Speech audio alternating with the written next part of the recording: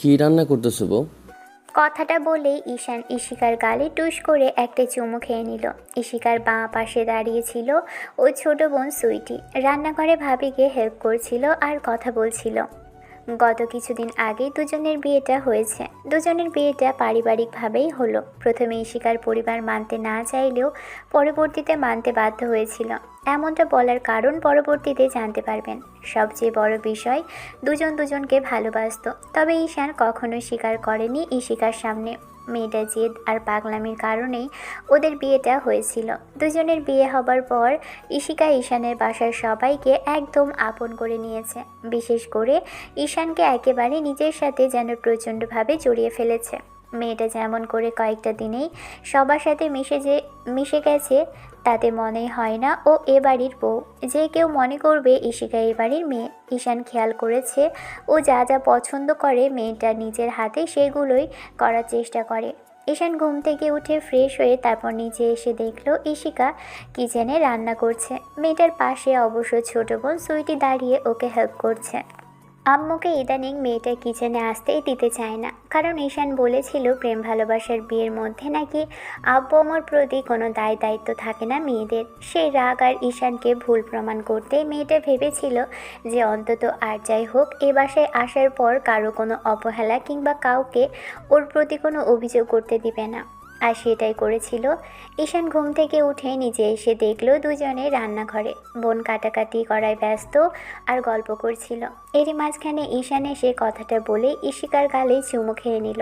মেয়েটার চোখ বড় বড় করে ওর দিকে তাকাতেই ঈশান মুচকি হাসে। তারপর ফ্রিজ থেকে একটা আপেল বের করে বেসিন থেকে ধুতে লাগলে ইশিকা বেশ খানিকটা আদুরে কণ্ঠে বলতে লাগলো, খিদে পেয়েছে তোমার? সবেমাত্র বিকেল হয়েছে, দুপুরে তো খেয়েছি। সন্ধ্যার দিকে না হয় কিছু তৈরি করে দিও। তাহলে আশেপাশে ঘুরঘুর না করে ডাইনিংয়ে গিয়ে হয় টিভি দেখো, আর না হয় বাইরে থেকে ঘুরে আসো। আজব তো, আমি এখানে থাকবো না? বাড়ির ছেলে বাড়িতে না থেকে বাইরে গিয়ে ঘুরঘুর করবে? অন্যান্য বউরা চায় জামাই যেন সবসময় আশেপাশে থাকে, আর তুমি বলছো বাইরে যেতে। ভাইয়া, ভাবি বলতে পারছে না যে তুই এখানে থাকলে দুষ্টুমি করবে, তাই আমি বলে দিলাম যা এখন এখান থেকে, আর জ্বালাস না ভাবিকে। ও আচ্ছা, আমি দুষ্টুমি করি তাই না? ঠিক আছে, দেখা যাবে রাতে কে কাছে আসতে চায়। ঈশানের এমন একটা কথাতেই ইশিকার গালগুলো লাল টমেটোর মতো হয়ে গেল। মেয়েটা কোমরে শাড়ি গুজে একদম পাকা গৃহিণীর মতো রান্নাঘরে ব্যস্ত। তার উপর ফজিলটার এমন একটা লজ্জাজনক কথা ছোট বোনের সামনে শুনে ইশিকার গালগুলো লাল বর্ণ ধারণ করলো।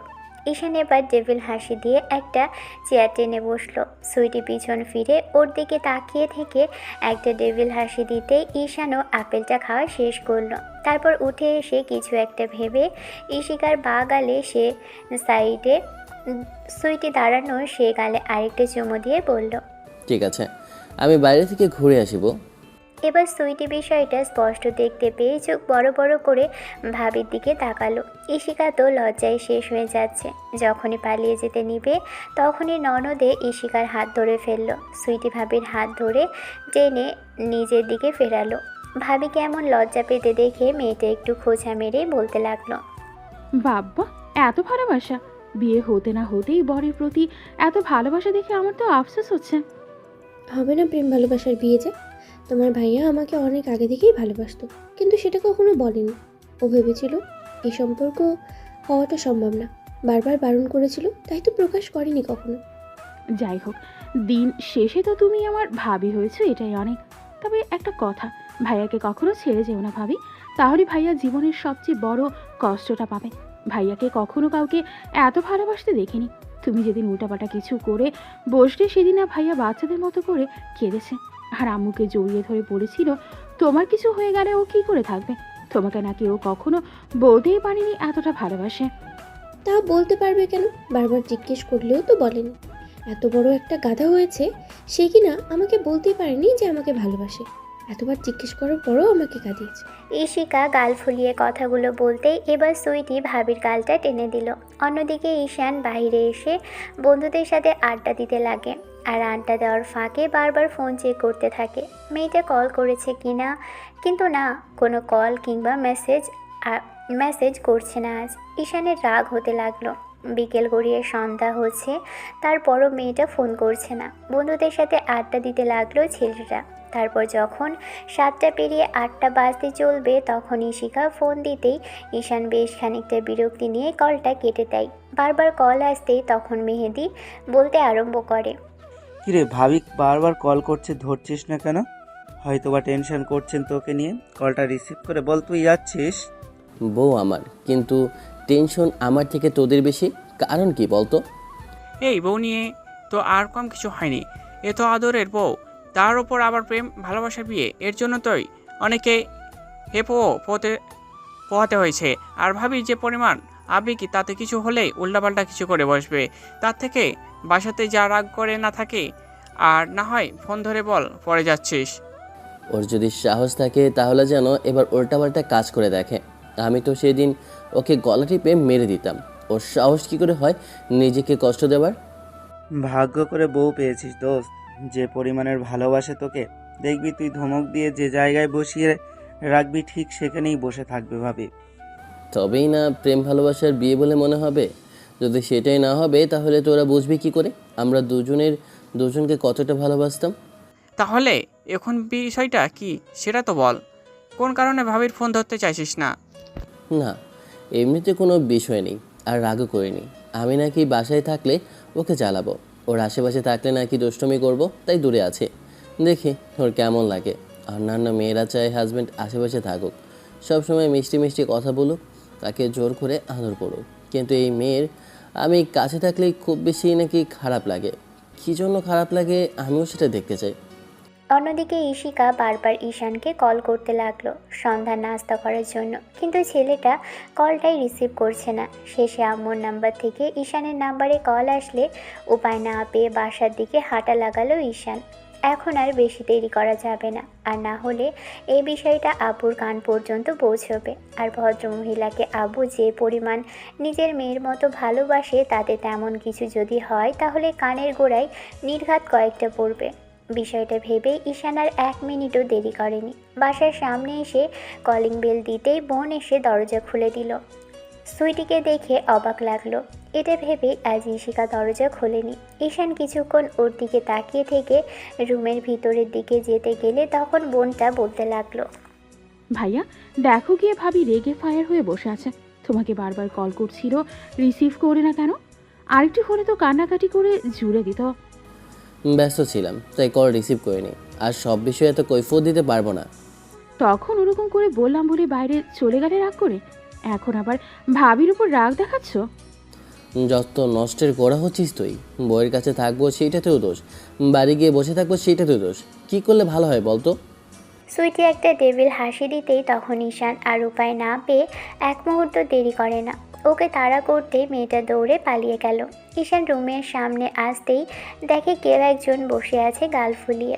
ঈশান রুমে ঢুকে পার্স আর ফোনটা রেখে যখনই ওয়াশরুমে ঢুকতে যাবে খেয়াল করে বেডে বসে ইশিকা পা দোলাচ্ছে বাচ্চাদের মতো।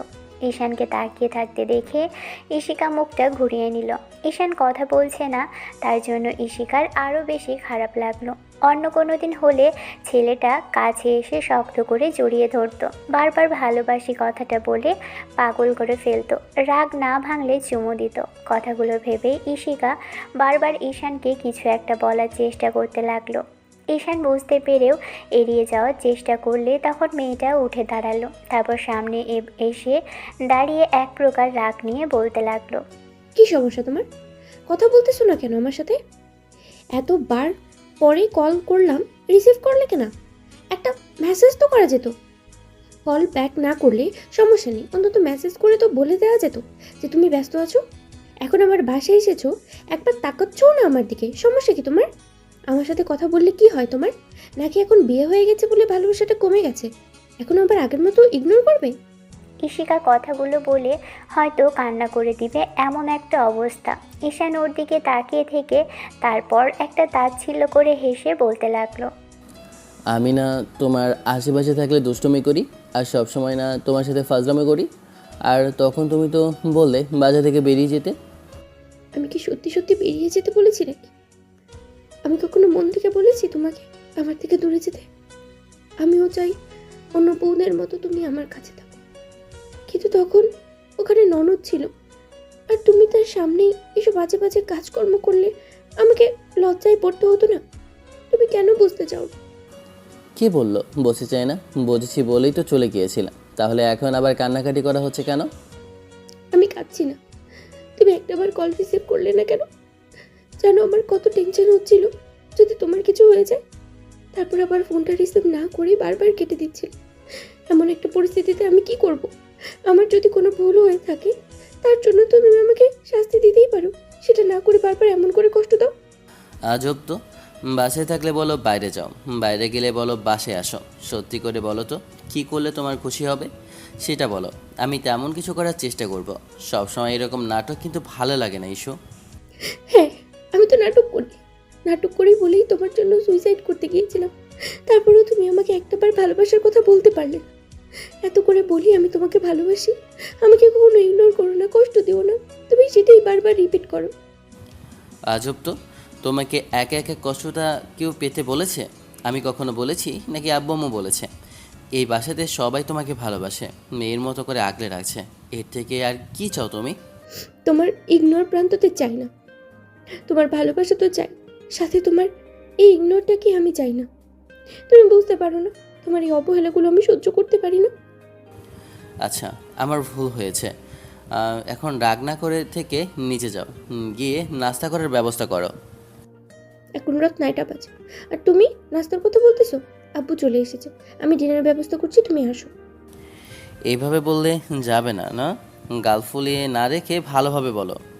ঈশিকা তারপরও গাল ফুলিয়ে রাখলো।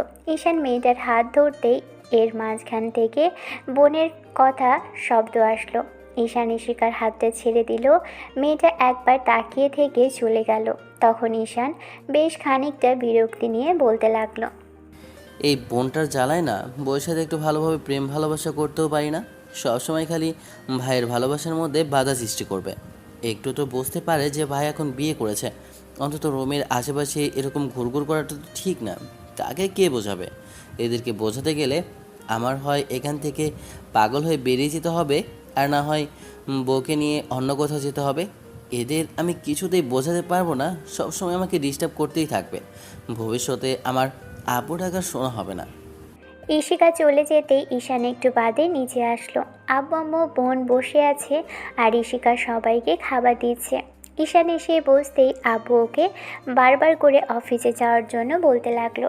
ঈশান চুপ করে আছে দেখে আম্মু বলতে লাগলো, এত বকবক করো না তো, খাবার সময় যাবে বলেছি তো। তাছাড়া কদিন হলো বিয়ে করেছি, আর কয়েকটা দিন বাসায় থাকুক, তারপরে যাবে না হয়। তোমার লাইফে ছেলেটা মাথায় উঠেছে, একটুতেই খালি আমাকে চুপ করে দাও, তাই না? দিন শেষে দেখো কি একটা কাণ্ড করেছে। এখন চুপচাপ থাকো, আর যেটা করেছে সেটার জন্য একটু অনুতপ্ত হও। তুমি খামোখা এসব পুরনো কাসুন্দি নিয়ে আবার ঘেটো না তো।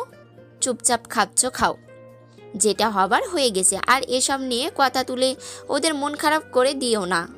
আম্মুর কথাতে ঈশান ঈশিকার দিকে তাকাতেই দেখলো মেয়েটার চোখে অসহায়ত্বের ছাপ। এইসব কথা মনে করালেই হয়তো খারাপ লাগে। ঈশান বিয়ের পর মেয়েটাকে ইচ্ছে মতো বকেছিল আর বলেছিল যে দুজনেই ওদের বিয়ে হওয়ার সত্ত্বেও ঈশান মেয়েটার কাছে আসবে না। মেয়েটা এত কান্নাকাটি করেছিল যার জন্য ঈশানের আর রাগ করেই থাকতে পারেনি। যাই হোক, সেদিনের পর থেকে দুজনের মাঝে প্রেম ভালোবাসা বেশ ভালোভাবেই চলছে। তবে ঈশান মাঝে মাঝে ঈশিকার উপর রাগ করলেও তেমন করে রাগ করে না। মেয়েটা যে বড্ড বেশি অবুঝের মতো কাজকর্ম করে, এসব ঈশান ঈশিকাকে কি করে বোঝাতো যে এরকম একটা কাজের জন্য ঠিক কতটুকু ভয় পেয়ে গিয়েছিল ওর এমন কাজে। ঈশানের ভিতর থেকে দীর্ঘ নিঃশ্বাস বেরিয়ে আসে। সেদিন ভেবেছিল হয়তো মেয়েটাকে হারিয়েই ফেলবে। যাই হোক, এসব পরে হবে। আগে ওদের মাঝে কি কথা হয় কিংবা কি হচ্ছে সেটা তো আগে জানুন। ঈশান খাওয়া দাওয়া শেষ করে তারপর রুমের দিকে আসতে গেলে মনে হতে লাগলো বউটা এখনও খাওয়া শেষ হয়নি। আব্বু আম্মু কিছুক্ষণ কথা বলল। ঈশিকার খাওয়া শেষ হতেই ওরা চলে গেল। ঈশান ওদের বলল মেয়েটাকে নিয়ে রুমে যাবে, তোমরা চলে যাও। ওরা চলে যেতেই ঈশান বসে রইল ঈশিকার জন্য। খাওয়া দাওয়ারের বাকি অংশটুকু ব্রিজে ঢুকিয়ে টেবিলটা পরিষ্কার করে যখনই পিছনে ফিরবে তার আগেই ঈশান পিছন থেকে শক্ত করে জড়িয়ে ধরল মেয়েটাকে। ঈশিকাও চুপচাপ দাঁড়িয়ে গেল। তারপর মনে হতে লাগলো ছেলেটা হয়তো এখন দুষ্টুমি করবে এখানে। ঈশান কিছুক্ষণ মেয়েটার সাথে কথা বলার চেষ্টা করলে তাতেও মেয়েটা কোনো রেসপন্স করলো না। শেষে বলতে লাগলো, চুপ করে আছো কেন? আমি নাকি তোমাকে ভালোবাসি না বললে? তাহলে এখন আবার কি হলো? এখন তো ভালোবাসি, এখন কথা বলছো না কেন? দেখি, তাকাও আমার দিকে। ছাড়ো, কি করতেছো? এখানে কেউ চলে আসবে। একটু বাদেই রুমে যাব। এখন এখানে এরকম জোর জবরদস্তি না করলে হতো না? যেটা বললাম সেটার উত্তর দাও। এখন এরকম শর্টফুট করতেছো কেন? আমি তো আদর করতে চাইছি। তাহলে পাগল হয়েছো নাকি? ছাড়ো না। এখানে ডাইনিংয়ে কেউ চলে আসলে লজ্জায় পড়তে হবে আমাকে। আমি রুমে যাচ্ছি। তারপর ঈশান কথা বলার সুযোগ দিল না মেয়েটাকে। তার আগেই ওর ঘাড়ে গলায় চুমু খেতেই মেয়েটা স্তব্ধ হয়ে গেল। ঈশিকা চোখ বন্ধ করে নিল। কিছুক্ষণ চুপ করে থাকার শব্দ। তারপর হুটহাট করেই ঈশান মেয়েটার গলায় নাক ঘষতেই মেয়েটা কয়েকবার জোরে জোরে নিঃশ্বাস ফেলল। তারপর ঈশানকে থামানোর চেষ্টা করতেই ছেলেটা আরেকটু ডিপলি কিস করলো ওর গলায়। তাতেই ঈশিকার যেন দম বন্ধ হয়ে মারা যাবার উপক্রম। মেয়েটা বারবার চেষ্টা করেও যখন ঈশানকে ছাড়াতে পারছিল না তখন বলতে আরম্ভ করে, কি কি কি করতেছো? প্লিজ ছাড়ো। ঈশান এখানে না। সত্যিই ছেড়ে দিব? ছেড়ে দিলে কিন্তু আর কাছে আসবো না। তারপর আবার জোর জবরদস্তি করেও আমাকে কাছে টেনে নিতে পারবে না, বলে দিলাম। ঈশানের এমন ধারা কথাতেই ঈশিকা অসহায়ভাবে মাথা নিচু করে রইল। ঈশান ঈশিকার গলায় আরেকবার কিস করতেই মেয়েটা ঈশানের দু হাতের উপর শক্ত করে হাত রাখল। মেয়েটা চুপচাপ করে দাঁড়িয়ে আছে দেখে ঈশান বুঝতে পারল যে ঈশিকা অন্তত যাই হোক ওকে এই মুহূর্তে দূরে সরাতে চাচ্ছে না। ঈশান এবার বেশ খানিকটা আদুরে কণ্ঠে বলতে আরম্ভ করলো, লাভ ইউ বো। দেখি, তাকাও আমার দিকে। বেবি, এখানে আর কিছুই করবো না। তোমার যা খুশি তাই করো। তারপর এরকম কথা বলো না প্লিজ। তুমি তুমি সবসময় এখানে এরকম কথা বলতেই থাকো। আমার ভয় লাগে। তুমি কখনো আমার থেকে দূরে যাবে না প্লিজ। তোমাকে আমি বোঝাতে পারি না যে আমার কতটা ভয় লাগে। তোমাকে যতবার করে বলার চেষ্টা করি যে ঠিক কতটুকু ভালোবাসি, তুমি ততবার করে আমাকে দূরে সরিয়ে দিতে চাও। আরে বাবা, আরে বাবা, আমি তো মজা করলাম। সোনা, তুমি এরকম ভয় পাচ্ছ কেন? তোমার কাছে এসব মজা মনে হলেও আমার কাছে এমন কথা শুনলে দম বন্ধ হয়ে আসে। মনে হয় আমার নিঃশ্বাসটা বন্ধ হয়ে আসবে। প্লিজ এগুলো বলো না। তুমি জানো আমি তোমাকে কতটা ভালোবাসি। তারপরেও যদি এরকম কথা বলো আমার খারাপ লাগে না বলো? আচ্ছা বাবা, সরি, ভুল হয়েছে। এবার দেখি, তাকাও আমার দিকে। চুপচাপ করে থাকলে আমারও খারাপ লাগবে। তাকাতে বলেছি কিন্তু বেবি। ঈশিকা ঈশানের দিকে ফিরল না। ঈশান ওর কানের লতিতে চুমু খেয়ে কয়েকবার নাক ঘষে দিতেই মেয়েটা হাঁসফাঁস করতে আরম্ভ করলো। ঈশান উপায় না পেয়ে মেয়েটাকে জোর করে নিজের দিকে ঘোরালো। ঈশান মেয়েটাকে জোর করে ঘোরাবে না বলে ওর কানে, গলায় আর ঘাড়ে অসংখ্য চুমু দিতে লাগলো আর দু হাতে পেটের উপর বারবার স্লাইড করতে লাগলো। ঈশিকা আর থাকতে না পেরে ঈশানের দিকে ফিরতেই যাবে, যাকে জড়িয়ে ধরতে গেলে ঈশান মেয়েটার থেকে দূরে সরে যায়। ঈশিকা অসহায়ভাবে তাকালে ঈশান মুচকি হেসে কাছে আসে। তারপর মেয়েটাকে হ্যাঁচকা টানে কোলে তুলে নেয়। ঈশিকা এবার লজ্জা মাখা চোখে তাকালেও খানিকটা মুচকি হাসলো, তবে ওর বুকে মাথা রাখলো না। উল্টো ঈশানের শার্টের কলারটা দু হাতে খামচে ধরে ওর ঠোঁটের সাথে নিজের ঠোঁট জোড়া মেলালো। যে মেয়েকে চুমু খেলে এত বেশি লজ্জা পায় সে আমি আজকে নিজে থেকে ওর আদরের স্পর্শ পাওয়ার জন্য পাগল। তার উপর আবার নিজে থেকে কিস করতে আরম্ভ করেছে। ঈশান একটু অবাক হলো। তারপর আবার পরক্ষণে ভাবলো বউটা ওরই রোম্যান্টিক হলে ওরই লাভ, যখন তখন আদর ভালোবাসা পাওয়া যাবে। কথাগুলো ভেবে আর এক মুহূর্ত দেরি করলো না। ঈশান রুমের দিকে আসতে লাগলো। ঈশিকা নিজের মতো করে কিস করতে লাগলো। দুজনেই রুমে চলে আসে। ঈশান রুমের ভিতরে প্রবেশ করতেই ঈশিকা দরজাটা ধপ করে লাগিয়ে দিল। ঈশান মেয়েটাকে নিয়ে বেডের দিকে আসতে গেলেই ঈশিকার কেমন লজ্জা লাগলো।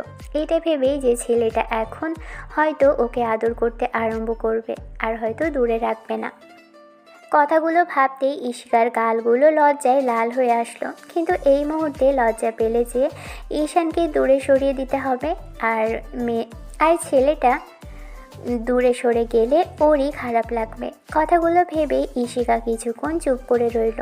তারপর ঈশান ওকে রেখে ড্রিম লাইটটা জ্বালাতে গেলে ঈশিকা কাঁপা কাঁপা কণ্ঠে বলতে লাগলো, ঈশান যখন বারবার চুমু খেতে লাগলো তখন ঈশিকা কাঁপা কাঁপা কণ্ঠে বলতে লাগলো, কি কি কি হলো ঈশান? আরে বাবা, যাচ্ছি না, এরকম উতলা হচ্ছে কেন? ঈশান, বলো বউ।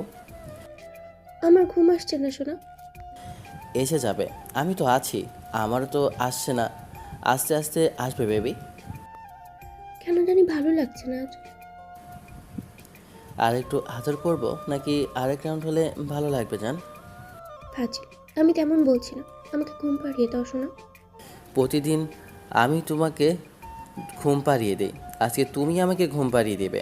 বেবি, আমাকে আদর করতে থাকো, চুমু দিতে থাকো, দেখো তোমারও ঘুম চলে আসবে। তুমি বুঝতে পারছো না কেন? আমার সত্যিই ঘুম আসছে না, কেমন যেন সুরসুরি লাগছে। তো তুমি এরকম দুষ্টুমি করছো কেন? উফ। এত সুরসুরি লাগে তোমার, আগে তো জানতাম না। এই বুকে এত ভালোবাসা, এত আদর, তারপর আবার বলছো সুরসুরি, এত কিছু কোথায় শুনি? ঈশান কথাটা বলেই ঈশিকার বুকে থুতনি ঠেকিয়ে দেখলো মেয়েটার গালগুলো লজ্জায় লাল হয়ে আছে। দুজনেই দুজনের দিকে তাকিয়ে রইল। একটা সময় ঈশান মেয়েটার পাশে শুয়ে পড়ে আর আলতো করে বউটাকে নিজের বুকে টেনে ওঠালো। মেয়েটা ওর বুকের মধ্যে নিজেকে গুটিয়ে নিল।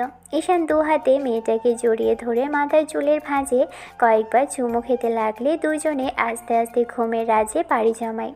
এখন প্রশ্ন হচ্ছে যে ওদের কিভাবে দেখা হয়েছিল আর দুজনে কিভাবে ভালোবাসার মধ্যে জড়িয়েছিল। আসলে সম্পর্কের কথা বলতে গেলে ঈশিকা ঈশানের বেস্ট ফ্রেন্ডের বড় বোন। ঈশিকার বোন অর্থাৎ মিমের সাথে ঈশানের বেশ ভাব ছিল, তাই তো সবাই ভাবতো ওদের মাঝে প্রেম ভালোবাসা ছিল।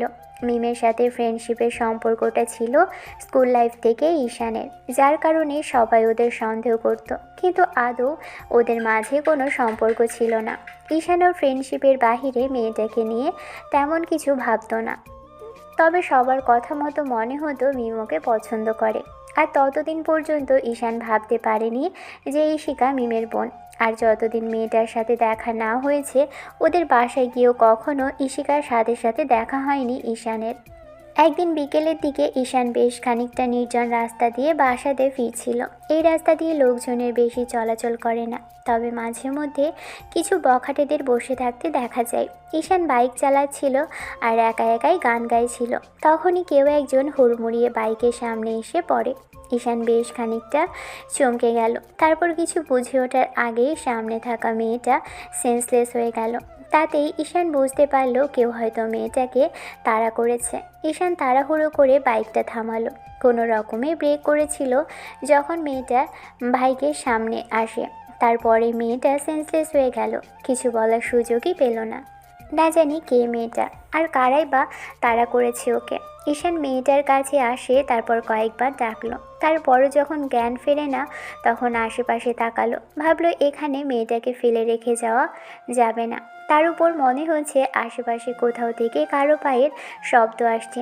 ঈশানের এক মুহূর্ত দেরি করে না, কয়েক সেকেন্ডের বিরতিতে মেয়েটাকে পাজা কোলে তুলল। তারপর বাইকের সামনে এসে কোনো রকমে বসিয়ে নিজের দিকে ঘুরিয়ে নেয় মেয়েটাকে। কিভাবে ওকে নিয়ে যাবে সেটাই বুঝতে পারছে না। তারপরই ওর ওড়নাটাই গলা থেকে নামিয়ে দিয়ে দুজনের কোমরে পেঁচিয়ে বাঁধল। এক মুহূর্ত দেরি না করে বাইকটা স্টার্ট করে বেরিয়ে গেল। আর কিছুক্ষণ দেরি করলে হয়তো বখাটেদের হাতেই পড়তে হতো। একটা হসপিটালের সামনে এসে বাইক থামালো ঈশান। মেয়েটা কপাল থেকে রক্ত পড়ছে, সেজন্যই হয়তো সেন্সলেস হয়ে গেছে।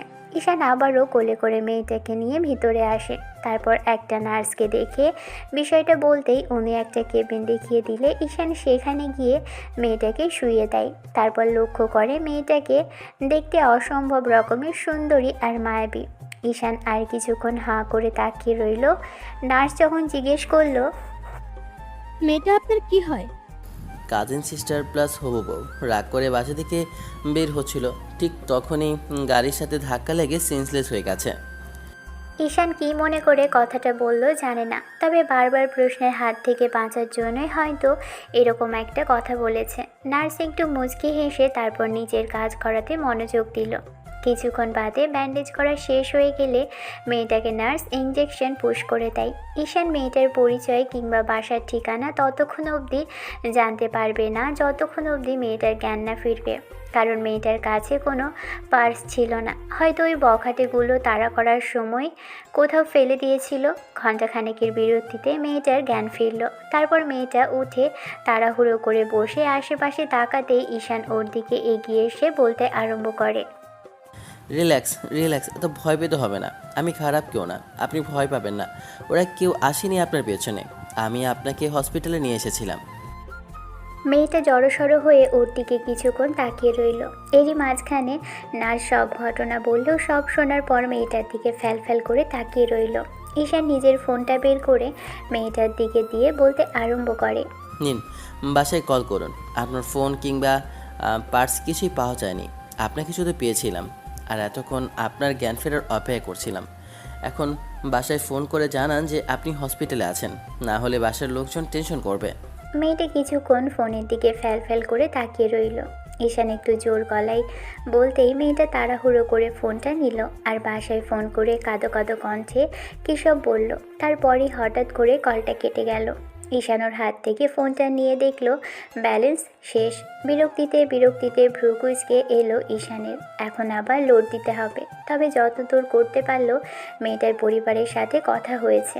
ঈশান জিজ্ঞেস করলো, আচ্ছা, আপনার বাসা থেকে কেউ আসবে বলেছে? মেয়েটা মাথা নেড়ে হ্যাঁ উত্তর দিতেই ঈশান ওর থেকে দূরে বসে রইল। মেয়েটার সাথে কথা বলার চেষ্টা করলে যখন কোনো কথা বলল না, তখন ঈশান বাইরে এসে একটা জায়গায় বসে অপেক্ষা করতে লাগলো মেয়েটার বাসা থেকে কেউ আসে কিনা দেখার জন্য। আরও ঘন্টাখানেক বসে থাকতে আবারও কারো কথার শব্দ সামনের দিকে ফিরল। ঈশান, সামনে তাকিয়ে মিমি আর ওর আব্বু আম্মুকে দেখে অবাক হলো ঈশান। ছেলেটা উঠে দাঁড়িয়ে বলতে লাগলো, কি ব্যাপার, তুই এখানে কেন? আমার আপুর নাকি অ্যাক্সিডেন্ট হয়েছে, আর ফোন করে কান্নাকাটি করে বলল কতগুলো বাজে ছেলে নাকি ওকে ধাওয়া করেছিল, কেউ নাকি ওকে হসপিটালে নিয়ে এসেছে। আপু মানে? তোর আবার আপু আছে? হ্যাঁ সেটা আছে, কিন্তু কখনো তোকে বলা হয়নি। কোন মেয়েটা বলতো? ঈশান কথাটা বলেই মিমের হাত ধরে টানতে এবার ওই অচেনা মেয়েটার কেবিনে নিয়ে গেল। তারপর ওকে দেখিয়ে দিয়ে বলতে লাগলো, এই মেয়েটা কিনা? ঈশানের এমন দ্বারা কথা শুনেই মিম অবাক চোখে তাকালেও শেষ পর্যন্ত ঈশানী ওর বোনকে সেভ করেছে আর হসপিটালে এনেছে, এমন কিছু দেখেই মিমের চোখে পানি টলমল করতে লাগলো। মেয়েটা বসে আছে আধশোয়া হয়ে। এবার আব্বু আম্মু আর মিম এগিয়ে আসলো। মিম তাড়াহুড়ো করে গিয়ে আপুকে জড়িয়ে ধরে কেঁদে ফেললো। ঈশান এবার মিমের আব্বু আম্মুকে উদ্দেশ্য করে বলতে লাগলো, আঙ্কেল আন্টি, আমি আপনাদের মেয়েকে রাস্তাতে কুড়িয়ে পেয়েছিলাম। হঠাৎ করে বাইকের সামনে চলে আসে, তারপর কিছু বোঝে ওঠার আগেই সেন্সলেস হয়ে যায়। বুঝতে পেরেছিলাম ওনার সাথে বাজে কিছু হতে যাচ্ছিল, কেউ হয়তো তাড়া করছিল, তাই এমন করে দৌড়াচ্ছিল। তখনই হসপিটালে নিয়ে আসি। তোমাকে যে কি বলে ধন্যবাদ দেব বুঝতে পারছি না। মেয়েটার জেদের কারণে এরকম কিছু হলো আজকে। মানে? আসলে ইশিকা ওর ফ্রেন্ডের বিয়েতে গিয়েছিল। মেয়েটার বাড়িটা আবার শহরের বাইরের দিকে। ওদের আব্বুও বাসায় ছিল না, আর মিমও গিয়েছিল কলেজের দিকে। ওর বেস্ট ফ্রেন্ডের বিয়ে বলে জোর জবরদস্তি করে গিয়েছিল, কিন্তু আমরা বলেছিলাম সন্ধ্যার আগে ফিরে আসতে। যে রাস্তা দিয়ে গিয়েছিল সে রাস্তাটা খুব বেশি ভালো না, তাই হয়তো এরকম একটা বাজে পরিস্থিতির মধ্যে পড়েছিল। তোমাকে যে কি বলে ধন্যবাদ দিব সে ভাষা জানা নেই বাবা। আজকে তুমি যে উপকার করলে সেটা আমি সারা জীবন মনে রাখবো। এগুলো বলতে হয় না আঙ্কেল, আপনার মেয়ে জায়গায় অন্য কেউ থাকলে আমি একই কাজই করতাম। তবে আপনাদের উচিত ছিল ওনার সাথে কাউকে পাঠানো কিংবা ওনাকে নিয়ে যাওয়া, তা না করে এমন করে একা ছাড়াটা উচিত হয়নি। যাই হোক, খেয়াল রাখবেন আপুর। ওনাকে দেখে যতদূর মনে হচ্ছে মিমের মতো অতটা চঞ্চল নয়। তবে যে এলাকা দিয়ে ওনাকে পাওয়া গেছে ওই এলাকাটা খুব বেশি একটা ভালো না। ওখানে কেন, শহরের কোথাও একা ছাড়বেন না। আপনাদের বড় মেয়েটাকে দেখে সহজ সরল মনে হচ্ছে। আর জানেন তো, এই শহরের মানুষগুলো সহজ সরল মানুষদেরই টার্গেট করে তাদের সাথে বাজে কিছু করার জন্য। যাই হোক, আমি আজকের মতো আসি তাহলে। ঈশান ফোনটা হাতে নিয়ে দেখলো সন্ধ্যা 8:30 মতো বেজে গেছে। আম্মু টেনশন করবে ভেবে ঈশান মিমকে উদ্দেশ্য করে বলতে লাগলো, তোরা যেতে পারবি নাকি আমি একটা গাড়ি ঠিক করে দেব? এবার মিম এগিয়ে আসলো। হুটহাট করে আম্মুর সামনেই ঈশানকে এক পাশ থেকে জড়িয়ে ধরতে ঈশানও ওকে এক হাতে জড়িয়ে ধরে বলতে লাগলো, ঠুর পাগলি, এর মধ্যে এত ভয় পাওয়া লাগে? কিছু হতো না। আচ্ছা তোরা না হয় থাক, আমি গিয়ে দেখি ডক্টর কি বলে, তারপর যাস। আর যদি বেশি সমস্যা হয় আমাকে একবার কল করিস, আমি আবার আসবো। তারা প্রয়োজন হবে না, আমরা ডাক্তারের সাথে কথা বলে এসেছি আর গাড়িও নিয়ে এসেছি, আমরা চলে যেতে পারবো। মিমের সাথে কথা বলা শেষ করে ঈশান চলে গেল। অন্যদিকে মিমের বোন ঈশিকা, অর্থাৎ যে মেয়েটাকে ঈশান বাঁচিয়েছে, সে ফ্যাল করে ওর যাওয়ার দিকে তাকিয়ে রইল। বারবার মনে হচ্ছে আজকালকার দিনে এত ভালো ছেলেও আছে, কিন্তু ওর বোনকে জড়িয়ে ধরলো কেন ছেলেটা? তার মানে কি ওর বোনের সাথে ছেলেটার সম্পর্ক আছে? কথাগুলো ভাবতেই আরও মাথাটা কেমন ভন করে ঘুরছে। ঈশিকাকে বাসায় নেওয়া হলেও মেয়েটার মনে একটা প্রশ্নই বারবার ঘুরপাক খেতে লাগলো। তাই নিজেকে নিজেই প্রশ্ন করতে লাগলো, ওই ছেলেটাকে তখন ওর বোন জড়িয়ে ধরলো, তাহলে কি বোনের সাথে ওই ছেলের সম্পর্ক আছে? ঈশিকা কথাগুলো এক মনে ভাবছিল।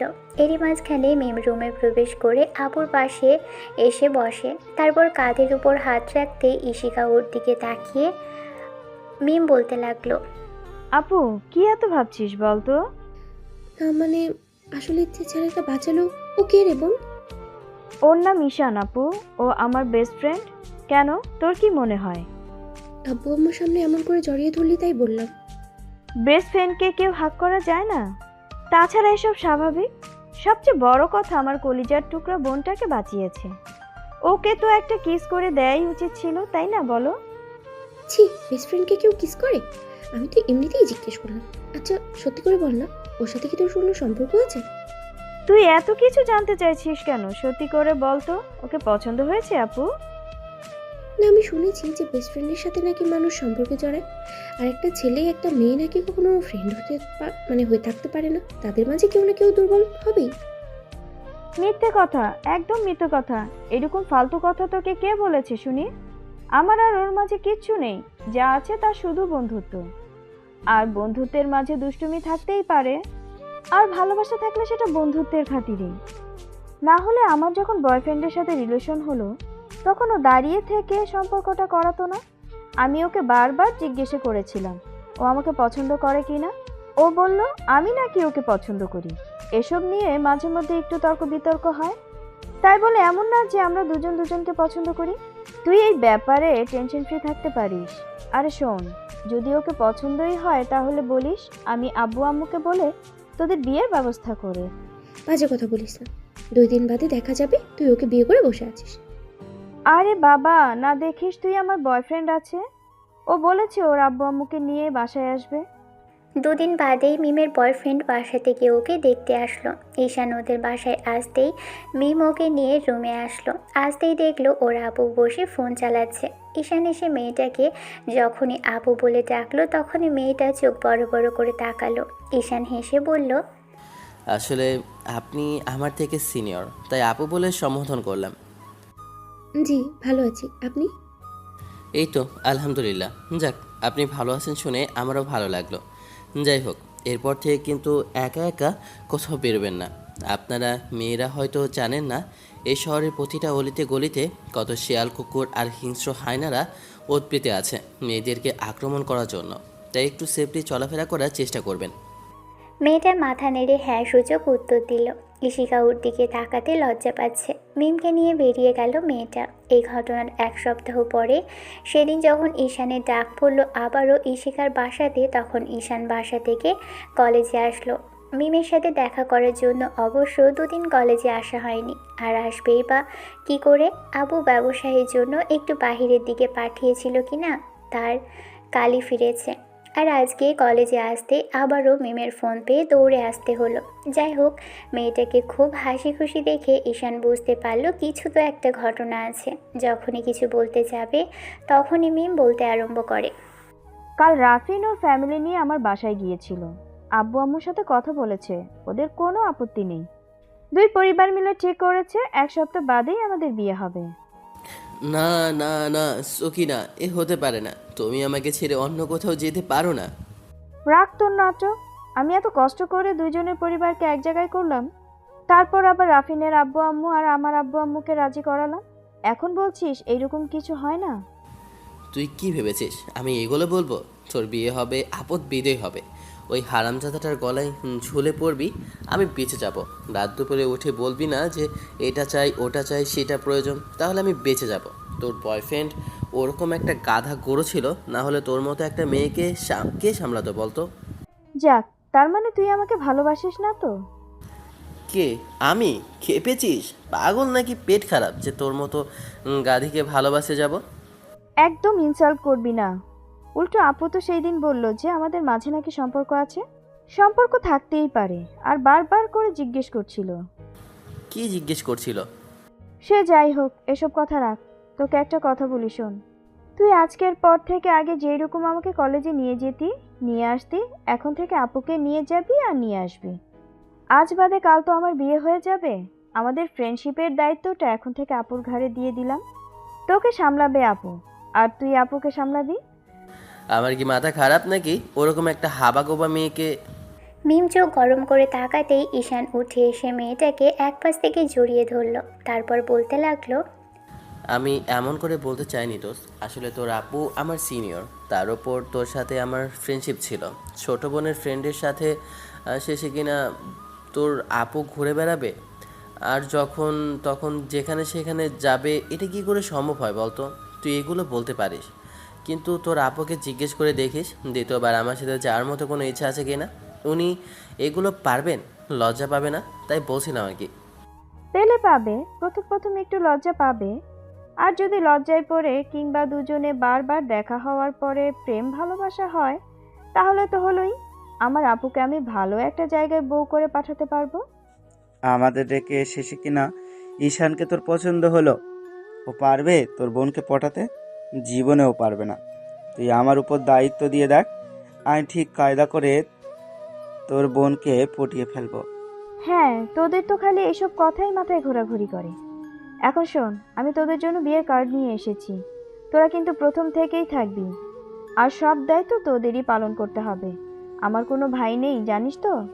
তোদেরই ভাইয়ের মতো দেখে আসছি, তাই তোরা কিন্তু দায়িত্ব নিয়ে আমার বিয়েটা উঠিয়ে দিবি। সে ঠিক আছে। দুদিন পর থেকে ঈশানের কলেজে যাওয়া বন্ধ হলো, কারণ মিম ওদের বাসায় ডাকলো। ঈশান বন্ধুদের নিয়ে যেতেই খেয়াল করলো বেশ কিছু কার্ড সেখানে রাখা। ঈশান ভিতরে প্রবেশ করতেই মিম এসে বলতে লাগলো, শোন, আমি আম্মুকে নিয়ে একটু জুয়েলারি শপে যাচ্ছি, আর তুই আপুকে নিয়ে একটু আমাদের রিলেটিভদের বাসাগুলো ঘুরে আয়। হাতে অনেক কাজ, এখন উপায় না পেয়ে এরকম কিছু করতে হচ্ছে। আব্বু বিজনেসের জন্য একটু বাইরে গেছে, আজকেই শেষ করবে সব। এখন যদি ইনভাইট না করা হয়, সবাই দেরি করে হয়েছে বলে আসতেও চাইবে না। ঠিক আছে, কিন্তু আপু কি আমার সাথে যেতে রাজি হবে? আম্মু, হ্যাঁ বাবা যাবে। ওকে, আমি বলে দিচ্ছি। ইশিকা মামুনি, তুমি ঈশানের সাথে যাও। দেখো, এখন এসব ভাবার সময় না। আর ঈশান তোমার ছোট ভাইয়ের মতো, তোমার বোনের ফ্রেন্ড। হ্যাঁ। মেয়েটা চুপ করে রইল। তারপর ঈশান ওর বন্ধুদের নিয়ে বাহিরে আসতেই ঈশান একজনকে উদ্দেশ্য করে বলল, তোরা এক কাজ কর, আন্টি আর মিমের সাথে যা। এত লোকজন আমার সাথে আসতে হবে না। তোরা জুয়েলারি শপে যাচ্ছিস, দেখে শুনে যাস। ঈশানের বন্ধু দুটো চলে গেলে ঈশান বাইক স্টার্ট করলো। ঈশিকা মেয়েটা এসে বাইকে উঠে বসে তারপর কাঁধের উপর হাত রাখলে ঈশান বাইক চালাতে আরম্ভ করলো। মেয়েটা কোনো কথা বলছে না দেখে ঈশান বেশ খানিকটা স্বাভাবিকভাবেই বলতে লাগলো, আচ্ছা আপু, আপনি কি সবসময় এরকম চুপচাপই থাকেন?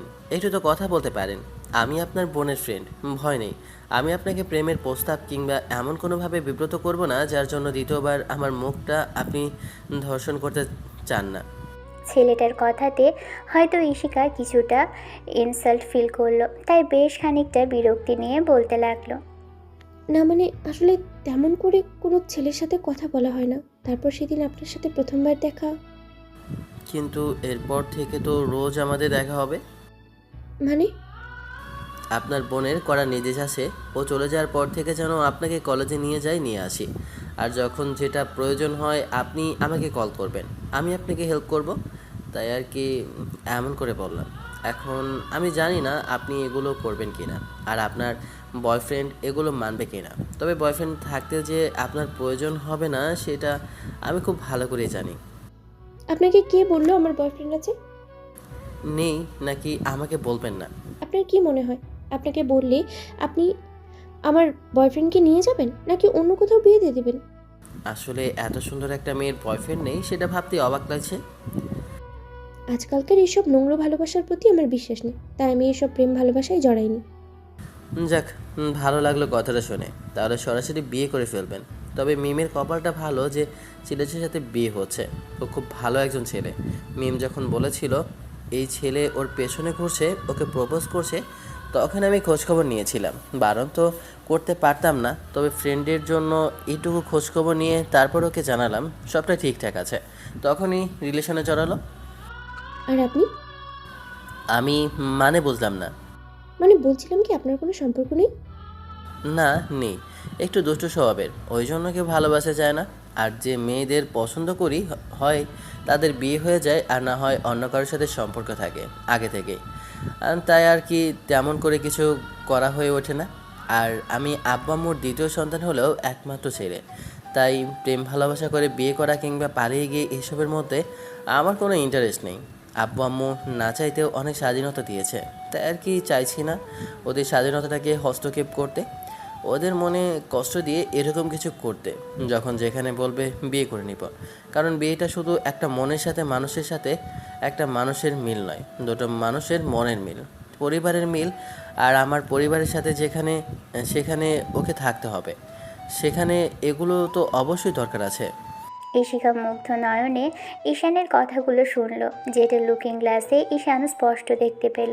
দুজনেই বেশ কয়েকটা বাড়ি ঘুরে তারপর ইনভাইট করলো। আস্তে আস্তে বিকেল হয়ে গেল।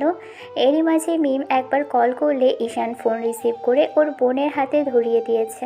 ওর বোন কথা বলেছে। ঈশান এসে বাসার সামনে ঈশিকাকে নামিয়ে দিতেই মেয়েটা বলতে লাগলো। ঈশান চলে যেতেই, না, অনেক লেট হয়ে গেছে, বাসায় যেতে হবে, বাসায় আম্মু আর বোন আছে। ঈশান চলে যেতে ঈশিকাও ভিতরে আসলো। এসে ওর বোন আর আম্মুর সাথে কথা বলতে লাগলো। ওই ঘটনার পর দিনই ঈশান মিমের আব্বু আম্মু আর মিমের সাথে শপিং মলের উদ্দেশ্যে বেরোনো হলে এসে ঈশিকাকে দেখতে পেল না। জিজ্ঞেস করলে জানতে পারলো কলেজে গিয়েছে। তখন ঈশান মিম বলতে লাগলো, আমি কলেজের ঠিকানা দিচ্ছি, ওখানে গিয়ে আপুকে পিক করে নিয়ে আয়। আপু একা আসতে ভয় পাবে, তাছাড়া ওই রাস্তা দিয়ে তেমন রিক্সাও পাওয়া যায় না, আসবে কি করে? বারবার আমাকে পাঠাচ্ছিস, তোর বোনের খারাপ লাগবে না আমার সাথে আসতে? আর যদি তার বয়ফ্রেন্ড এগুলো। তোর কি মনে হয় আমার আপুর বয়ফ্রেন্ড আছে? মোটেও না। তাছাড়া আপুর খারাপ কেন লাগবে? কাল তো বললো যে তুই নাকি অনেক ভালো ছেলে, বেশ স্বাভাবিকভাবে কথা বলেছিস। আপু ভালো লেগেছে তোর কথাবার্তা। তাহলে আর কি, বোনের বিয়ে দিয়ে ফেল আমার সাথে। মিম একটু শয়তানি মার্কা হাসি দিয়ে ওকে একটা ঘুষি মারল। ঈশান ঠিকানা নিয়ে চলে আসলো। আধা ঘন্টার মধ্যে এসে কলেজের সামনে বাইকে বসে চাবি ঘোরাতে লাগলো। একটু বাদেই কলেজের বেল পড়তেই সব স্টুডেন্ট বেরোতে লাগলো। একদম সবার শেষে ঈশিকা বেরোলো। ঈশানকে দাঁড়িয়ে থাকতে দেখে মেয়েটা এসে সামনে দাঁড়ালো। ঈশান একবার পা থেকে মাথা অবধি দেখে খেয়াল করলো মেয়েটাকে আজও বেশ সুন্দর লাগছে। তবে আজকে কী সব ড্রেস পরেছে, ওই পাকিস্তানি না কি জানি, তবে বেশ ঢিলে ঢালা, আবার হিসাবও করেছে, তাতেই সুন্দর লাগছে দেখতে। ঈশান বাইকটা স্টার্ট করে তারপর বলতে লাগলো, তাহলে এবার যাওয়া যাক। মেয়েটার আগের দিনের মতো উঠে বসে, তবে আজকে কাঁধে হাত রাখেনি, তার বদলে একদম এক হাত কোমর জড়িয়ে ধরল। ঈশান অবাক হলেও তেমন কিছু জিজ্ঞেস করলো না, হয়তো ভয় পাই। ঈশান একটু শর্টকাট রাস্তা দিয়ে আসতে গিয়ে বুঝতে পারলো কেন মেয়েটা ওকে জড়িয়ে ধরে রেখেছে, কারণ মাঝে মাঝেই স্পিড ব্রেকার, যেগুলোর কারণে বাইকটা বারবার করে ব্রেক কষতে হচ্ছে। ঈশান মিনিট 25 সময় নিয়ে একদম বাইকটা এনে দাঁড় করালো শপিং মলের সামনে। তারপর মেয়েটাকে নিয়ে উপরে গিয়ে মিমকে কল করতেই জানতে পারলো ওরা দ্বিতীয় তলায় আছে। ওরা শপিং করতে লাগলো। ঈশান একটা জায়গায় ফোন চালাচ্ছে আর বারবার মিম ওকে এটা ওটা জিজ্ঞেস করছে, কিন্তু ছেলেটা একটাবারও খেয়াল করেনি মিমের বড় বোন ওর দিকে ফ্যাল ফ্যাল করে তাকিয়ে আছে। আর মনে হচ্ছে এই মুহূর্তে যদি ঈশান ওর দিকে তাকায় তাহলে মেয়েটা অনেক ভয় পেয়ে যাবে, আবার হয়তো বা ক্ষতি হবে। সবার শপিং করতে গিয়ে অনেক সময় লাগলো, তবে শপিং শেষের দিকে ঈশিকা বারবার একটা শাড়ি চুজ করার চেষ্টা করছিল। তখন ঈশান বুঝতে পেরে এসে মেয়েটাকে একটা কালো শাড়ি চুজ করে দিল। মেয়েটা মুচকি হেসে ট্রায়াল রুমে চলে গেল। কোনো রকমে একটু পড়ার চেষ্টা করে তারপর ফিরে এসে ঈশানের সামনে দাঁড়াতেই ছেলেটা ড্যাব ড্যাব করে তাকিয়ে রইল। মেয়েটাকে অসাধারণ লাগছে। এই অবস্থাতে হয়তো ওর বউ হলে এতক্ষণে জড়িয়ে ধরতো, আর না হলে আদর করে দিত। কথাগুলো ভেবেই সামনে মাথাটা একটু নিচু করে বিড়বিড় করে বলতে লাগলো, কন্ট্রোল ঈশান, কন্ট্রোল। এটা তোর বান্ধবীর পরবন, এসব কখনো হয় না। এই ঘটনার পরে ঈশান প্রতিটা দিন মিমের বাসায় গেলেও তারপর থেকে আর ঈশিকা ওর সামনে বেশি আসতো না। মেয়েটা কেমন করে যেন ওর দিকে তাকিয়ে থাকে, আর যখনই দেখা হয় তখনই কেমন লজ্জা পায়। বিয়ের আগের দিন ঈশিকাকে ঈশানের সাথে পাঠানো হলো জুয়েলারি শপে, কারণ গহনার অর্ডার করা হয়েছিল সেগুলোর ডিজাইনের মাপ অনুযায়ী বানাতেও সময় লেগে গেছে। ওরা দুজনে বেরিয়ে পড়ে, আর রাস্তায় জ্যাম থাকার কারণে দুজনে বাইকে বসেছিল। ঈশিকা মেয়েটা ঈশানকে অনেকবার অনেক প্রশ্নই জিজ্ঞেস করছিল, কোথায় থাকে, কি করে, এসব আর কি। ঈশান যতদূর পেরেছে মেয়েটা ততটাও বেশি কথা বলে না, তবে প্রয়োজনে বলে। ওরা দুজন এসে শপিং মল থেকে অর্নামেন্টসগুলো নিয়ে তারপর পেমেন্ট পরিশোধ করে মেয়েটাকে নিয়ে বেরোলো। ঈশিকা ভয় পাচ্ছে ঈশান বুঝতে পেরে বলতে লাগলো, ভয় পাওয়ার কিছুই নেই, স্বাভাবিকভাবে থাকুন। আর এমনভাবে ভয় পাচ্ছেন যদি কেউ টের পায় তাহলে সমস্যাটা আরও বেশি হবে। আমি বুঝতে পারছি যে এতগুলো গহনা নিয়ে যাওয়া আপনার পক্ষে কঠিন হয়ে যাচ্ছে, তবে বাইক পর্যন্ত যেতে হবে, তারপর আমরা বাসায় চলে যাব, আর সমস্যা হবে। ঈশিকা তার বড় ভয় পাচ্ছে। ঈশান তখনই মেয়েটার একটা হাত খুব শক্ত করে ধরল। ঈশিকা সাথে সাথেই সেদিকে তাকালো। ঈশান আর বেশিক্ষণ দেরি করে না, মেয়েটাকে টানতে টানতে নিয়ে বাইকের কাছে এসে স্টার্ট করে উঠে বসতে বলল। মেয়েটা ওকে পিছন থেকে জড়িয়ে ধরলো এক হাতে। আধা ঘন্টার মধ্যে বাসায় আসলো, এসে তারপর সব কিছু জানালো। আর সব কিছু ঠিকঠাক আছে দেখে ঈশান যখনই চলে যেতে নিবে তখনই ঈশিকা বলতে আরম্ভ করলো, কি হলো? মেয়েটার এমন ধারা কথাতে ঈশান পিছন ফিরতেই দেখলো ঈশিকা ওর দিকে তাকিয়ে আসছে। শুনুন, প্রতিদিনই বাসায় আসেন, কিছু না কিছু কাজ করেন, আজকে অন্তত একটু দেরি করুন। আমি আপনার জন্য নাস্তার ব্যবস্থা করেছি, খেয়ে তারপর না হয় যাবেন। আজ না, অন্যদিন যাব। আপনাদের বাসায় কাজের প্রেশার, আবার বোনের বিয়ে, মিমের কোনো কথা আমি ফেলতে পারি না। ওর কথা আমি আগা করে রাখার চেষ্টা করি, আর একমাত্র বান্ধবীর বিয়ে হয়ে যাচ্ছে, না আসলে মন খারাপ করবে তাই আসা। আপনি থাকুন, বোনের খেয়াল রাখবেন আর সাবধানে থাকবেন। ছেলেটা কথাগুলো বলে বেরিয়ে যেতে ঈশিকা ফ্যাল ফ্যাল করে তাকিয়ে রইল। এত ভালো একটা ছেলেকে আজকাল পাওয়াই যায় না। অন্য কোনো ছেলে হলে হয়তো এতদিনের সুযোগ নিতে ওকে প্রেম ভালোবাসার কথা বলতো, ওর নাম্বারটা পর্যন্ত চাইতো, কিন্তু তেমন কিছুই হলো না। তো বিয়ের দিন সকাল থেকে ঈশান ঈশিকার বাসাতেই ছিল। অবশ্য বাসায় যাবে না বলে এক সেট ড্রেস নিয়ে এসেছিল বিয়েতে পরার জন্য। ঈশিকাদের বাসাতেই শাওয়ার নিয়ে তারপর কোনো রকমে রেডি হয়ে নিল। বন্ধুরা ঈশানের সাথে সব কাজ সম্পন্ন করলো। তারপর সন্ধ্যার মুখে বর আসতেই বিয়েটা সম্পন্ন হলো। যাওয়ার সময় মিম কান্নাকাটি করলে ঈশান ওকে অনেকক্ষণ বোঝালো, কারণ শেষে যখন ওর বোনকে জড়িয়ে ধরে মিম প্রচুর পরিমাণে কান্না করলো তখন ঈশান দূরে মুখে হাত দিয়ে দাঁড়িয়েছিল। মিম চলে যাওয়ার সময় মনে হলো সবার সাথে কথা বললেও ঈশানের সাথে কথা বলা হয়নি। ছেলেটা আবারও অভিমান করবে কিনা। মিম এগিয়ে এসে এবার ঈশানের সামনে দাঁড়ালো, তারপর চোখের পানি মুছে দিয়ে বলতে লাগলো, এই কদিন তোকে একটু জ্বালালাম, এরপর থেকে আর তেমন করে দেখা হবে না। বাড়িটা অনেক দূরে, আর তার উপরে আবার কলেজ থেকেও ট্রান্সফার নিয়েছি। আর সবচেয়ে বড় কথা হচ্ছে বাসায় তেমন করে আসা যাওয়া হবে না। তাই বলছিলাম কি, তুই যদি কিছু মনে না করিস তাহলে আপুকে এখন থেকে একটু কলেজে নিয়ে যাস আর দিয়ে যাস। আমি ওকে বলে রেখেছি, ওর যখন যেটা প্রয়োজন তোকে বলবে। প্লিজ তুই মন খারাপ করিস না এটা নিয়ে, আর অন্যরকম কিছু ভাবিস না। আমি তোকে এই জন্যেই বলছি, তুই তো দেখেছিস আপু ঠিক কতটা সহজ সরল। আপুর পক্ষে সম্ভব না এত বড় একটা কঠিন শহরে একা বেরিয়ে সেখান থেকে বারবার ফিরে আসা। তুই তো সেই দিন আপুকে নিজের হাতে বাঁচিয়েছিস, না হলে যে কি হতো। দোস্ত, আমি রিকোয়েস্ট করছি তুই একটু আপুকে দেখে রাখিস। আমি জানি তোর কষ্ট হবে আর সমস্যাও হবে। আচ্ছা ঠিক আছে, আমি ট্রাই করব। তুই টেনশন করিস না, কিন্তু বারবার করে তুই কি আমাকে ফোন করে সবটা বলবি? তুই শ্বশুরবাড়িতে ব্যস্ত থাকবি, তোর আপুকে ফোন করতে বলিস, তার যখন প্রয়োজন তখন যেন আমাকে ডাকে। ঈশান কথাটা ঈশিকার দিকে তাকিয়ে বলেছিল। কে জানতো এই কথার পর থেকেই ওর জীবনে সব কিছু পাল্টে যাওয়ার চেষ্টা করবে। পরদিন ঈশিকার পরিবার আর আত্মীয় স্বজনদের সাথে মিমের বাসায় যায়। মিমের শ্বশুর বাড়িতে যাওয়ার পর ঈশিকা মেয়েটাকে ঈশান চোখে চোখে রাখতে আরম্ভ করে, কারণ অনেকগুলো ছেলে আসার পর থেকেই ওর পিছনে লেগেছিল। ঈশান একটু চোখের আড়াল হলো, একটু ওয়াশরুমে গিয়েছিল, ঠিক তখনই কতগুলো ছেলে ওর পিছনে পড়ে একটা ছেলে ঈশিকার গায়ে হাত পর্যন্ত দিতে যাচ্ছিল। মেয়েটাকে শাড়িকে পরতে বলেছিল, কোমরটা দেখা যাচ্ছে। বারবার ছেলেগুলো ওর দিকে কুদৃষ্টিতে তাকাচ্ছে, তার উপর একটা ছেলে তো কোমরে হাত দিয়েই ফেলেছিল। ঈশান ঠিক তখনই গিয়ে হাতটা ধরে ফেলে, তারপর ছেলেটার হাতটা মুচড়ে ধরে কষিয়ে বাঁ হাত দিয়ে গালে একটা থাপ্পড় মারল। ঈশিকা চমকে যায়। তখন ঈশান ছেলেটাকে আরও কয়েকটা দিতে ঈশানের বন্ধুরা এসে ওকে সেখান থেকে নিয়ে যায়। ঈশান ঈশিকার হাত ধরে টানতে টানতে এক সাইডে নিয়ে আসে, তারপর এসে খানিকটা রাগী কণ্ঠে বলতে আরম্ভ করে। কি সমস্যা আপনার? শাড়ি পরে এখানে কেন আসতে হলো? বোরখা পরতে পারেন না নাকি? নাকি আপনাকে বোরখা বলে খুব বেশি খারাপ লাগবে? ছেলেদের শরীর দেখে বেড়াতে খুব বেশি ভালো লাগে আপনার, না? আপনাকে বারবার করে বলেছিলাম না যে নিজেকে সেফলি রাখতে? ঈশান একটা ধমক দিতে ঈশিকার মেয়েটা কেঁপে উঠল। তখন ঈশানের বন্ধুরা ওকে বারণ করলো। মেয়েটার এক মুহূর্ত দেরি করলো না, ওর কাজিনদের সাথে পুরো সময়টা বেড়াতে লাগলো। ঈশান পুরো রাস্তায় জুড়ে ভেবেছে মেয়েটার সাথে একটু বেশি সিন ক্রিয়েট করে ফেললো কিনা, মেয়েটা ওর সাথে কথা বলবে কিনা।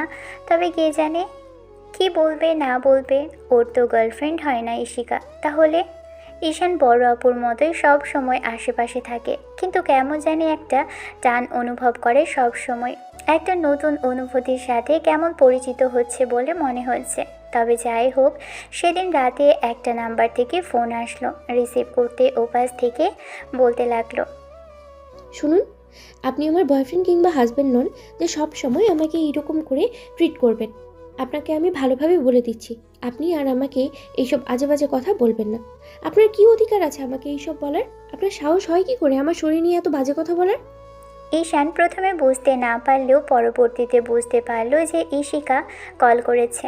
ঈশান একবার নাম্বারটা দেখে তারপর কিছুক্ষণ চুপ করে থেকে যখনই সরি বলতে যাবে তার আগে মেয়েটা ফুপিয়ে কেঁদে উঠল।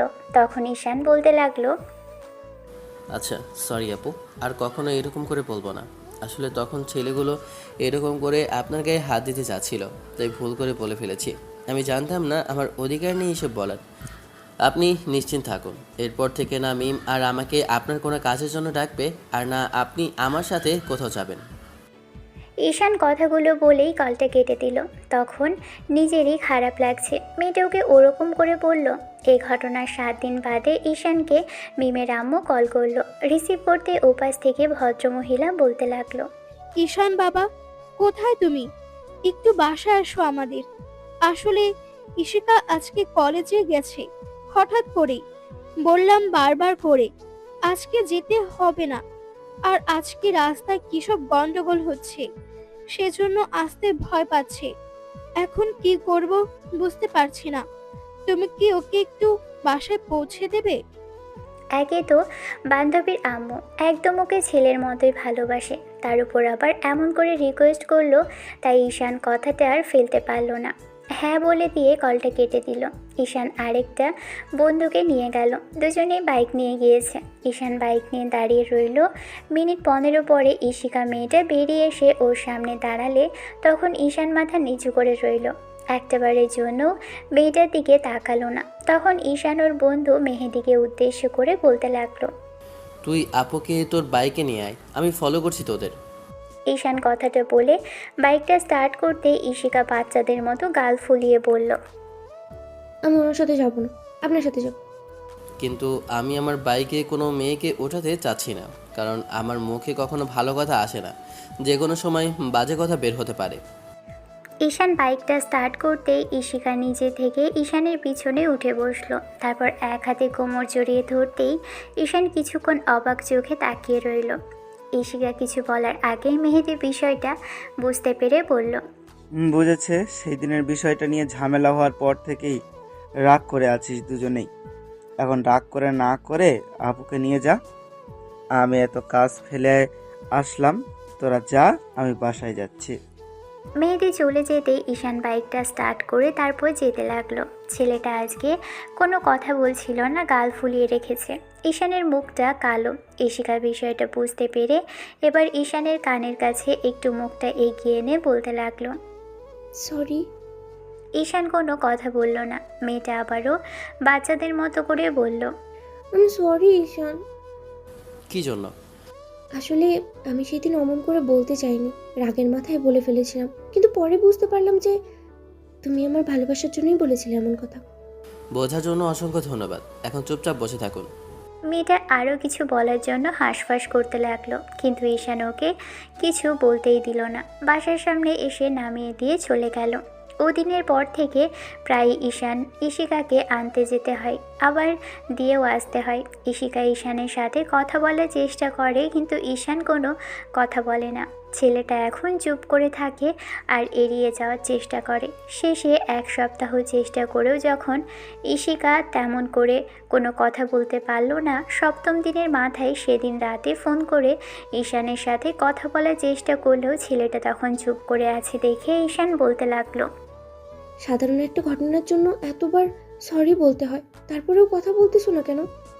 ঈশানের মনে হতে লাগলো মেয়েটা একটু বেশি বেশি জোর করছে কথা বলার জন্য। ওর প্রতি দুর্বল হয়ে পড়ল কি না। তারপর প্রতিনিয়ত দেখছে মেয়েটা ওর সাথে কথা বলার চেষ্টা করে, ওকে নিজে থেকেই কল করে। আবার যখন কলেজে যায় তখন ডাকবে, বাসায় আসবে তখন ডাকবে। এসব আবার ঈশানের বোন একটু সন্দেহ করেছে যে কারোর সাথে সম্পর্কে জড়িয়েছে কিনা। অন্যদিকে ইশিকা আজকাল ঈশানের প্রতি দুর্বলতা কাজ করছে, ওর থেকে দূরে থাকার চেষ্টা করে, কিন্তু মেয়েটা ততবারই ওকে কাছে টেনে নিচ্ছে। ঈশান এড়িয়ে যাওয়ার চেষ্টা করলো।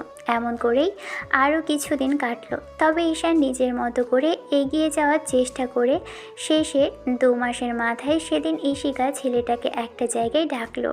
ঈশান জানে না কেন ডেকেছে, তবে এখন মেয়েটার সাথে কথা বললে ও আগের মতো বলে না, আর ওর যা খুশি তাই করে। ঈশান কখনো বলে না এটা করলেন কেন, ওটা করলেন কেন। সেদিন 2 মাসের মাথায় ইশিকা ঈশানকে কল করে একটা জায়গায় ডাকে। ছেলেটা আসার পর দেখে মেয়েটা একাই বসে আছে। ঈশান এসে পাশে দাঁড়াতেই ওকে বসার জন্য বললে ঈশান ইশিকার থেকে দূরত্ব বজায় রেখে বসে। তারপর কিছুক্ষণ তাকিয়ে থেকে জিজ্ঞেস করে, কী জন্য রাখলেন এখানে? বারবার কাজ বাদ দিয়ে আমি আসতে পারবো না। কি হয়েছে সেটা বলুন। আর সবচেয়ে বড় কথা, যদি বেশি সমস্যা হয় তাহলে বাবা মাকে বলুন বিয়ে দিয়ে দিতে, তারপর হাজব্যান্ডের সাথে ঘোরাফেরা করুন। ইশিকা অসহায় চোখে তাকালে ঈশান কিছুক্ষণ চুপ করে থেকে তারপর আবারও কিছু বলার আগে মেয়েটা বলতে লাগলো, বাসা থেকে বিয়ের জন্য চাপ দিচ্ছি ঈশান। ইশিকার মুখে কথাটা শুনে কেমন যেন একটু লাগলো, কিছু বলতে পারলো না। বুকের ভিতরটা ধক করে উঠল। কিছুক্ষণের জন্য চুপ করে থেকে তারপর একটু হাসার চেষ্টা করে বলল, কংগ্রেস। ইশিকার চোখে পানি টলমল করছে। মেয়েটা কেমন যেন আজকে হাঁসফাঁস করছে, হয়তো কিছু একটা বলতে চাইছে। ঈশান যখনই উঠে দাঁড়াবে তখনই ইশিকা বলতে লাগলো, তুমি এমন করে বলতে পারলে আমায়? বাসা থেকে দেখে শুনে যখন বিয়ে দিচ্ছে তাহলে বিয়েটা করে নিন, ভালো থাকবেন। আর তুমি? আমি কি? হ্যাঁ, তুমি আমাকে ছাড়া কি করে থাকবে ঈশান? মানে কি এসবের? আমি আপনাকে ছাড়া কি করে থাকবো মানে কি? জানি না আমি কিভাবে বলবো। তুমি সত্যি করে বলো, তুমি আমাকে পছন্দ করো না? আমার প্রতি তোমার কোনো অনুভূতি নেই? আমি বুঝতে পারছি তুমি তুমি আমাকে এড়িয়ে যেতে চাইছো, কিন্তু তোমার ইগনোরটা যে এত বেশি খারাপ হবে আমি ভাবতে পারি। আমি যে তোমাকে ভালোবেসে ফেলবো বুঝতে পারিনি। বিশ্বাস করো, কি থেকে কি হয়ে গেল আমি জানি না। আর কিভাবে তোমায় ভালোবেসে ফেলেছি আমি বুঝতে পারিনি। আমি জানতাম না এরকম কিছু হবে।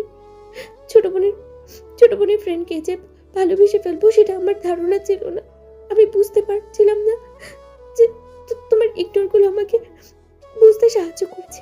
বিশ্বাস করো, আমি না বলে থাকতে পারিনি। আব্বু আমাকে বলে দিয়েছে যে আমি আমি যদি বিয়ে করি তাহলে তোমাকেই করবো ঈশান। মানে কি এসবের? আমি আপনাকে কখনো বলেছি আপনাকে আমার পছন্দ কিংবা আপনাকে আমি ভালোবাসি? বলতে হবে কেন? আমি তো জানি তুমি আমায় ভালোবাসো, তাহলে সব কথা মুখে বলে দিতে হবে কেন? সব কিছুই দেখছি বুঝতে শিখে গেছেন। তো এত কিছুই যখন বোঝেন তাহলে এটা বোঝেন না যে এমন কিছু হওয়া কখনো সম্ভব না। খামাখা এরকম একটা জেদ করে দুজনের সম্পর্কটা তো নষ্ট করলেনই, এমনকি আপনার পরিবার যখন জানতে পারলো তখন আমাকে খারাপ ভাবলো। আপনি আজকের পর আর আমাকে কখনো ডাকবেন না, সেটাই হয়তো দুজনের জন্য ভালো হবে।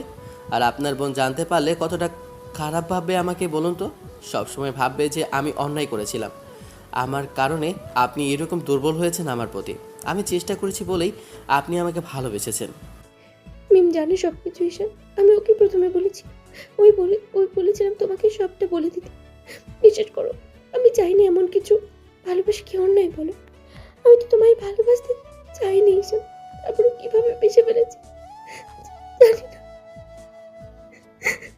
আমি আমি অনেক কিছুই বুঝি না, কিন্তু এইটুকু বুঝেছি এই কয়েকদিনে তোমাকে ছাড়া আমার চলবে না ঈশান। প্লিজ তুমি কিছু একটু করো। কিন্তু আমি তো আপনাকে ভালোবাসি না, তাহলে কি করব? আমার কি করা আছে বলুন তো? মিথ্যে বলুন না প্লিজ, আমি এতটা বাচ্চা না। আমি হয়তো হাবাগোবা, কিন্তু তার মানে এই না যে আমি কিছু বুঝতে পারি না। আমার দিকে তাকাও একবার, বলো আমাকে ভালোবাসো না তুমি?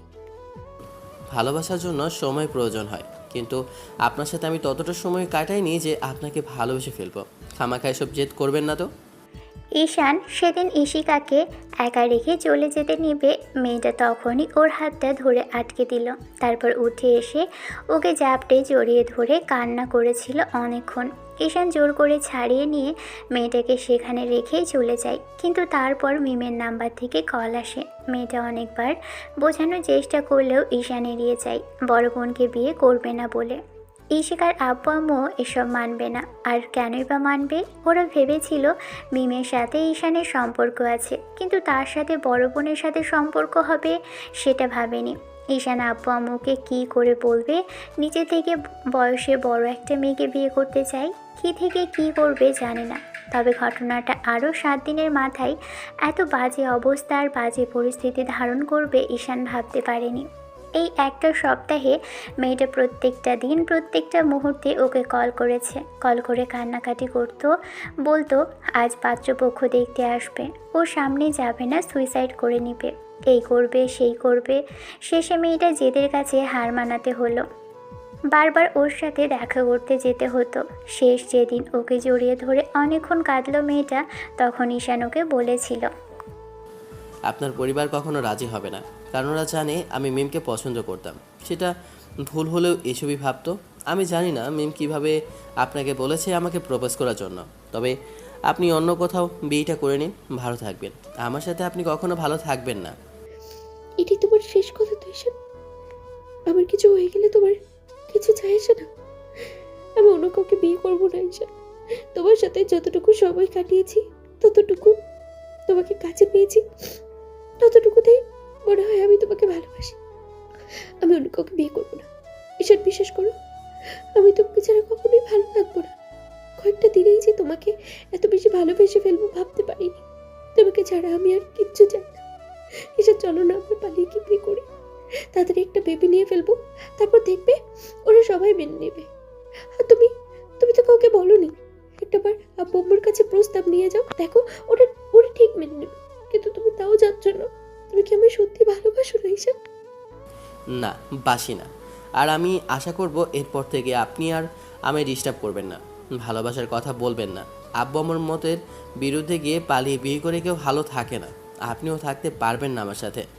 সবটা মেনে নিন। 2 দিন কষ্ট হবে, তারপর 3 দিনের মাথায় আপনি আমাকে ঠিকই ভুলে যাবেন।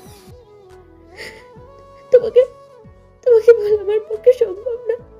যদি কখনো বলি সেটা মৃত্যুর পর, তেমন কিছু হবে দেখবে।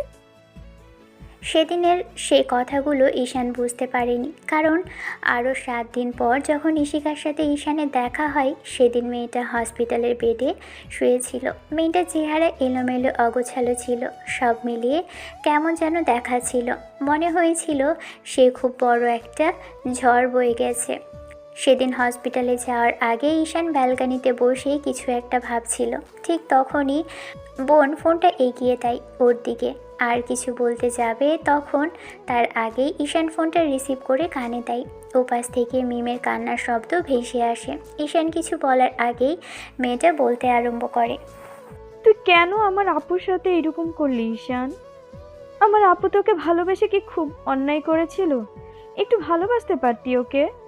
আপু কি তোকে খুব বেশি জ্বালাতো বল? ও তো আমার থেকেও নরম স্বভাবের। তুই কেন বুঝতে চাইলি না? আপু কি দেখতে খারাপ বল? কি জন্য তুই বারণ করলি? কি জন্য তুই আপুকে ফিরিয়ে দিলি বল?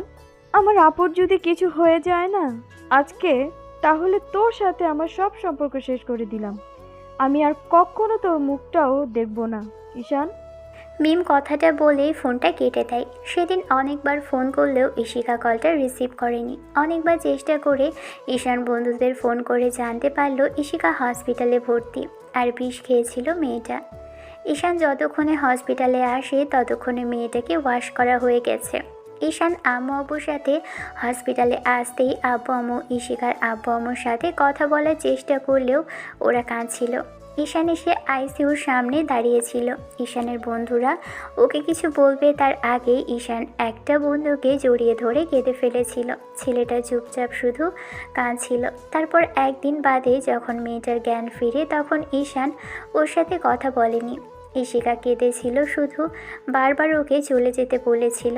ঈশান সামনে দাঁড়িয়েছিল মেয়েটার মাথা নিচু করে। কেন এসেছো তুমি?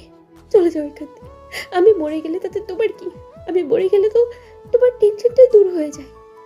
আর কখনো কেউ তোমাকে জোর জবরদস্তি করবে না, আর ভালোবাসার কথা বলবে না। আমি জানতাম না এইসব ছোট বোনের ফ্রেন্ডকে ভালোবাসাটা এত বেশি অন্যায়। ভালোবাসা যে বলে কয়ে হয়নি, না বোঝাতে পারলাম আব্বু আম্মুকে, আর না বোঝাতে পারলাম তোমাকে। তোমাকে ভালোবাসার জন্য এত বড় শাস্তি পেতে হবে আমি জানতাম না। এর থেকে তো মরে গেলে আমার জন্য ভালো ছিল। অন্তত তোমার সাথে আর আমার দেখা হতো না। ঈশিকার এরকম কথা শুনে ঈশান চোখের পানি মুছে নিয়েছিল। ঈশান মেয়েটার এমন কথাতে সেদিন এগিয়ে এসে ওর মুখটা এক হাতে চেপে ধরেছিল, আর মুখের কাছে মুখ এনে বলেছিল, মরার খুব শখ তোর না? একবার বিয়েটা হতে দে, তারপর দেখি তুই কিভাবে মরতে পারিস, আর কে বিয়ে করবে তোকে। তুই কি ভেবেছিস তুই এরকম করলে আমি তোকে বিয়ে করে নেব? তুই যদি এমনটা ভেবে থাকিস তাহলে সেটা তোর ভুল ধারণা। হ্যাঁ হ্যাঁ, মেরে ফেলো আমাকে। আমি বাঁচতে চাই না। কেন কাছে এসেছো আমার? হ্যাঁ, কেন কাছে এসেছো তুমি? আমি বলেছিলাম আমাকে বাঁচাতে। আমিও দেখতে চাই তুমি কাকে বিয়ে করো। আমার থেকে ঠিক সে কতটুকু সুন্দর হয়, কতটুকু ভালোবাসতে পারে। আমি ততদিন অবধি অন্য কোথাও বিয়ে করবো না, যতদিন অবধি না দেখবো তুমি ওই মেয়ের সাথে ভালো আছো। তুমিও ভালো থাকবে না আমাকে ছেড়ে, আমি জানি। আমিও দেখতে চাই তুমি কি করে ভালো থাকো। ঈশান হতাশ হয়ে মেয়েটাকে ছেড়ে দিল। এখনও জেদ করছে মেয়েটা। ঈশান ছেড়ে দিতেই ঈশিকা দু হাতে ওর কোমর জড়িয়ে ধরে ফুপিয়ে কেঁদে উঠল। মেয়েটা বারবার ওকে একটা বাড়া জড়িয়ে ধরার জন্য বলল। এরই মাঝখানে আব্বু আম্মু আর ঈশিকার আব্বু আম্মু আর ছোট বোন জামাই আসতে ঈশিকা আরও শক্ত করে ঈশানকে জড়িয়ে ধরে বলতে লাগলো, কেউ কাছে আসবে না তোমরা। আমি মরে যাব, সত্যি এবার মরে যাব। আমি ওকে ছেড়ে ভালো থাকবো না, বললাম তো।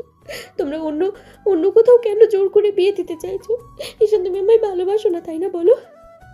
মিম, তোর ফ্রেন্ডকে বল না আমাকে বিয়ে করে নে। আমি কথা দিচ্ছি, আমি এখান থেকে অনেক দূরে চলে যাবো।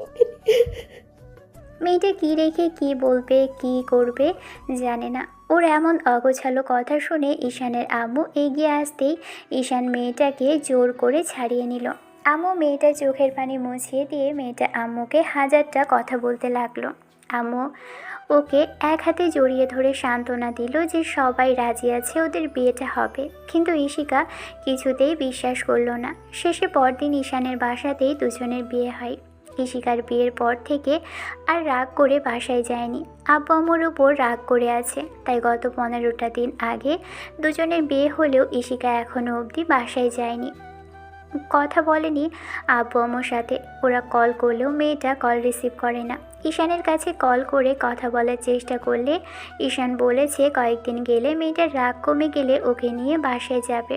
ঈশানুর বান্ধবী সিনিয়র দুষ্টু মিষ্টি আর সুন্দরী বোনটাকে এমন করেই পেয়েছিল। তারপর থেকেই কয়েকটা দিন ঈশান রেগে ইশিকার সাথে কথা বলেনি।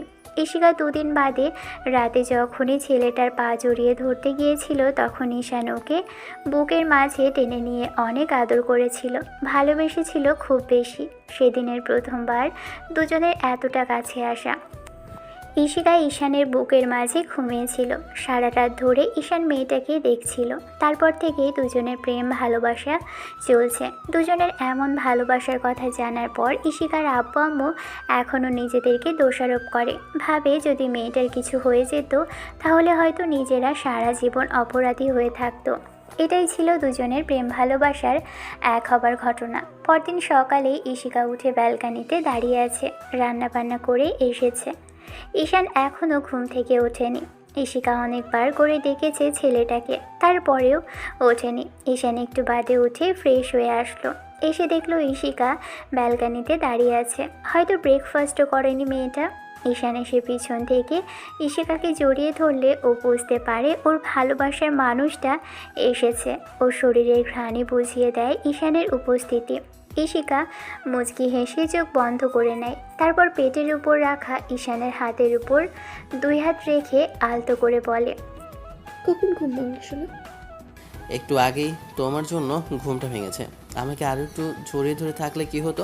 তুমি উঠে এসে ঘুমটা 12টা বাজিয়ে দিলে। হ্যাঁ, আমার তো আর কোনো কাজকর্ম নেই। আর বাইরে যদি না যেতাম তাহলে আব্বু আম্মু কী ভাবতো বলো? একটু বাদেই বোন এসে ডাকাডাকি করতো। এখন চলো কিছু খেয়ে নেবে। খাবো তো তোমাকে। কিসব লুচু কথা বলো তুমি? আমাকে খাবে কি করে? কেন, রাতে খেলাম দেখোনি? ঈশান কথাটা বলে ইশিকার ঘাড়ের উপর থেকে চুল সরালো। মেয়েটার ঘাড়ে লাভ হোয়াইটের দাগগুলো এখনও স্পষ্ট। ঈশান ডিপলি চুমু খেতেই মেয়েটাই শিউরে উঠল। ওর হাত শক্ত করে চেপে ধরল। ইশিকা জোরে জোরে নিঃশ্বাস নিতেই ঈশান নাকটা গলায় ঘষে দিয়ে বেশ জোরে সোরে চুমু খেয়ে বলল, আই লাভ ইউ পাগলি বউ। আই লাভ ইউ টু শোনো। ভালো থাকুক ভালোবাসা। দেখা হচ্ছে অন্য কোনো দিন অন্য কোনো গল্পে। ততদিন পর্যন্ত সুস্থ থাকবেন, ভালো থাকবেন, আমাদের সাথেই থাকবেন। ধন্যবাদ। আল্লাহ হাফেজ।